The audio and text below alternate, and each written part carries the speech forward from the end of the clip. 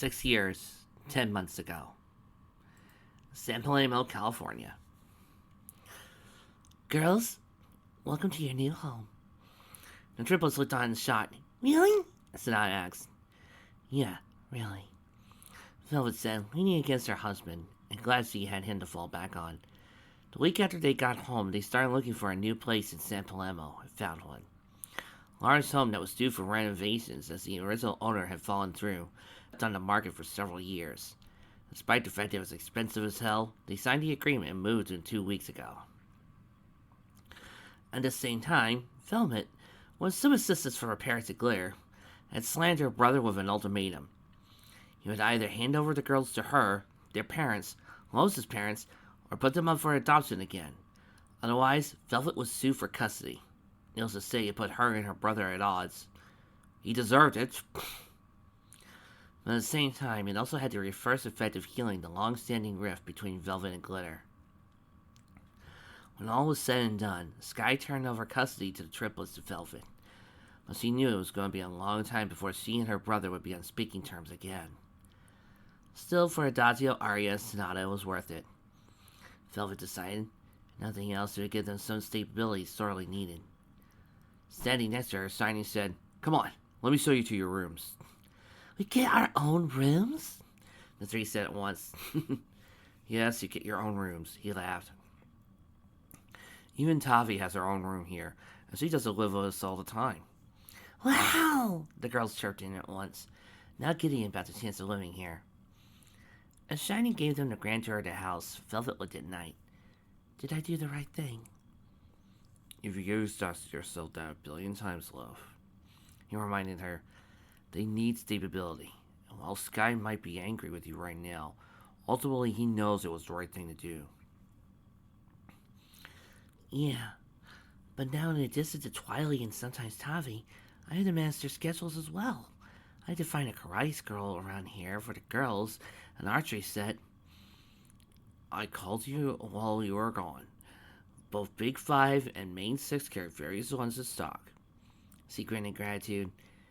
"And local marketplace for Sunny. What is a marker space?" "One that had me stumped, but apparently it has something to do with Sunny's love of engineering. I'll ask some of the engineering faculty and see what they know." "Thanks, love. I don't know what I'd do without you." "Probably lose your mind because you have 5 young girls running around the house, 1 teenage boy and 1 infant." "Oh, that. I lost my mind about that a long time ago," she giggled. "Thank you for meeting with me, Principal Sense," Velvet said. "I realize it's the weekend, but I wanted to make sure everything was in place." "Not a problem in the least, Dr. Velvet," Abacus Sense said as she ushered in the woman through her door. "Crystal Prep prides itself in being the best school we can for children who attend both Zachary Academy and Michigan Institute. We fasten both young minds and young hearts so they can be the best they can when they graduate." She laughed. "Besides, I am a principal. Paperwork never ends." "Yeah, my friends Tia and Lou say the same thing." "Tia, as in Celestia?"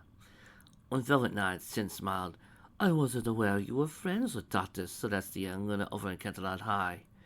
We grew up together in San Diego." "Ah, Celestia and I attended the same education track at college. Had a bit of a rivalry in our studies back then, but that's the past." Sin sat down at her desk. "So, what can I do for you?" "I wanted to make sure everything will be ready for when my nieces start on Monday," Velvet said. "They've gone through a lot of upheaval in their life as of recently, and I want to make sure there are adequate resources available here at the school should they be needed." "I see. Well, forgive me asking, Doctor. It's both school policy and state regulations, as you well know. Are we taking any abuse of any kind?" "No. Their stepmother died 2 months ago, and their father is a diplomat and is going to be stationed overseas.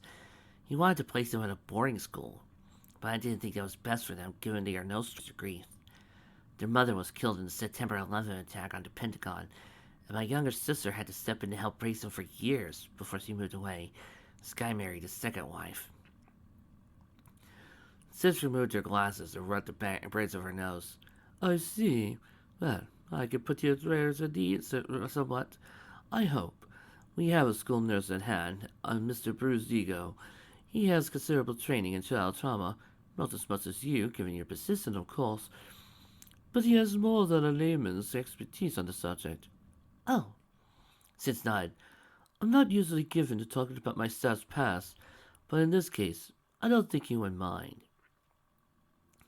Ego's father died before he was born. His father was killed in Lockbridge, Scotland bombing back in 1988, so he grew up with his mother being a single parent. Sis leaned forward and smiled. I promise you, we will have resources on hand to care for your nieces. As it is, your daughter and other nieces are exceptional students here, and with 3 more from your family attending, it'll be quite a feather in that school's cap. Are you sure you don't mind? Eating asked his brother in velvet later that night. They were over for dinner. We don't want to leave on our trip for another week. No, this will be good for Tavi to get to know the triplets, Knight suggested. It's a change for all of us, and the sooner they get used to each other, the better off we'll be. Pat laughed. You mean the sooner they get through whatever eventual catfight happens, they'll be buddy-buddy, or at least tolerable frenemies? Well, I wasn't going to put that way, Ballad. Velvet said sardonically. Meanwhile, down again, the girls were all settled around the TV and eating pizza. So, you play music? Adagio asked. Octavia nodded. Yep, I want to be a musician when I grow up, like Mom and Dad. I play a couple of instruments. If you want, I'll play for you later. That would be cool, Arya chirped. Twilight, still a tiny bit afraid of triplets, looked over at Octavia. Arya does the bow and arrow.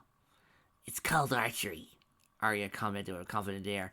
Besides, Twilight, I said I was sorry for when I tried to shoot you. You tried to shoot Twilight? Octavia gasped.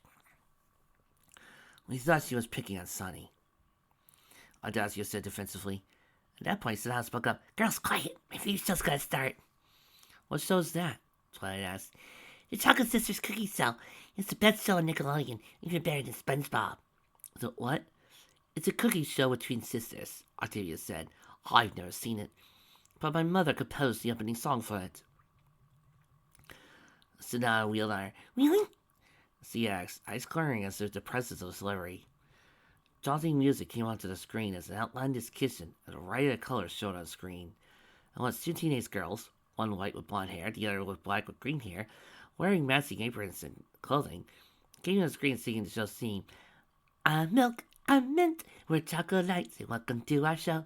We got games and songs and sing-alongs on the Chocolate Sisters Show. As Sonata happily sung the theme song, Octavia looked over the two. They don't look like twins. That's because they're fraternal twins, like we're fraternal triplets, Adagio noted. They have the same parents, they're just not look-alike twins. Identical twins, you mean, Dwight offered. Yeah, that. On screen, the song ended, and the sisters moved to the front counter. Milk looked at Mint and said, Hey sis, you know what? What? Before we start our first recipe, we have a special request. Milk produced an oversized envelope, pulling out an equally too large letter. It's for 3 special little girls who watch our show, from the stepmom. Oh, shit. Oh, wow, that's so cool, Mint chirped. Why don't you read it for them? Will do. She held the letter in exaggerated reading position. Dear Sonny, Dodgy, and Ari.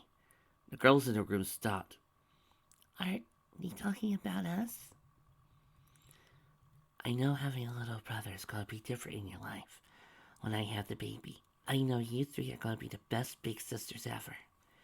And I know that because your dad and I love you 3. And your brother will love you too. So hang in there. I know you could do it.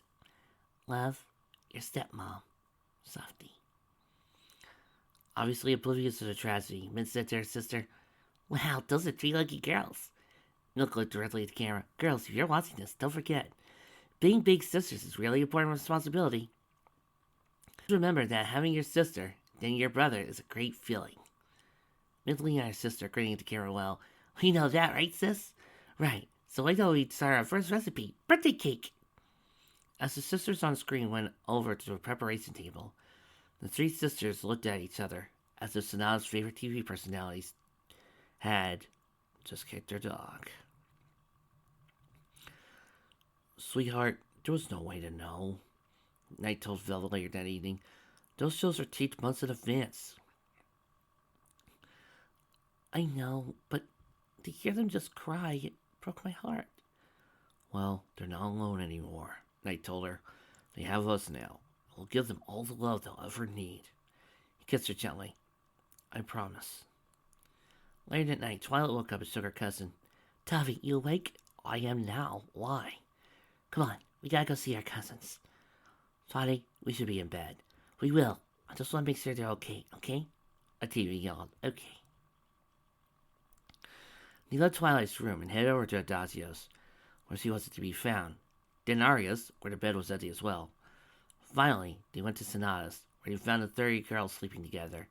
Fifthly, with clearly Adagio and Arya on either side of Sonata, serving symbolic seals for their sister. So like us.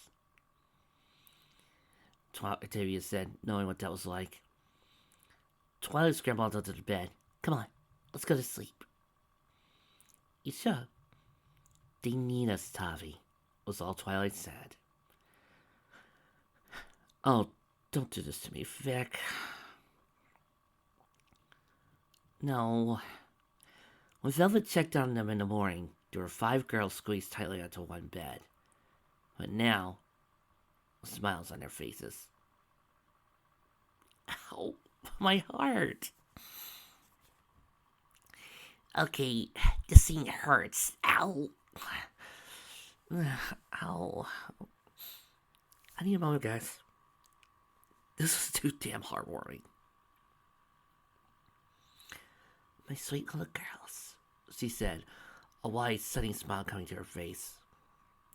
Monday came, and though it was a challenge, the 5 girls had gotten ready for school on time, slipping into their uniforms and getting ready for breakfast.